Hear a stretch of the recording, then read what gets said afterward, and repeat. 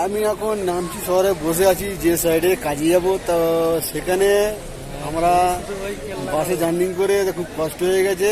আমরা এখন যেতে যেতে পারিনি রুমে এখনো। একটার মধ্যে সব গাড়ি, লোকাল গাড়ি সব চলে যায়। তো আমরা এখনো এখানে বসে আছি। তো আমাদের পার্সোনাল গাড়ি আসবে আমাদের আলাদা ভাড়া। নামচি যে একটা শহর মতন, বেশ বড় এলাকা নামচি শহরটা। পাট্ট আছে, বেশ বড় সড়ো বাজার, ঠিক পাহাড়ের উপরে। ঠিক পাহাড়ের উপরে আমরা আছি। অনেক হাইট, নাহলে তো 2000 ফুট হবে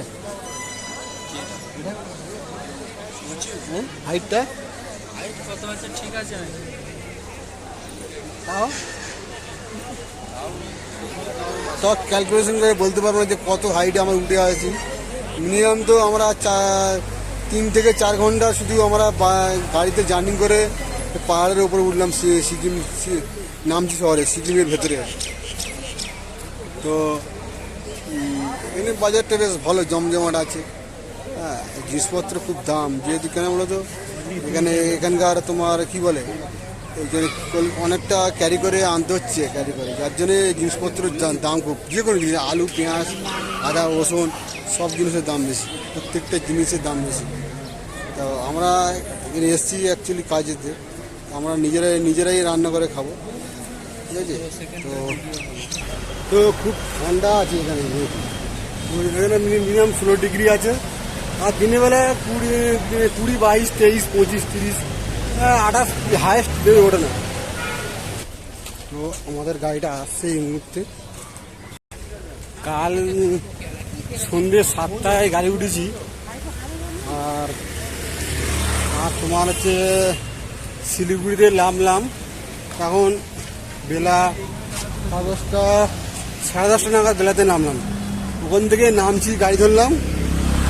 এখন 12:30 অলরেডি বেজে গেছে, ঠিক আছে। 12:30 বেজে গেছে, 12:30 গাড়ি উঠেছি তো। হ্যাঁ, 12:30।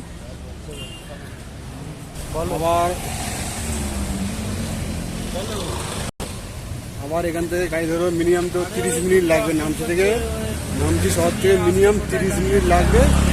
আবার কাজের সাইডে রুমে পৌঁছাবো, ঠিক আছে। চলো গাড়িতে ওঠা যাক, তোমাদেরকে আমি দেখাবো যে পাহাড়ের ভিউটা কিরকম, বেশ সুন্দর, ঠিক আছে। চোখ মুখ পুরো কালো হয়ে গেছে সারা দেবে টোটালি।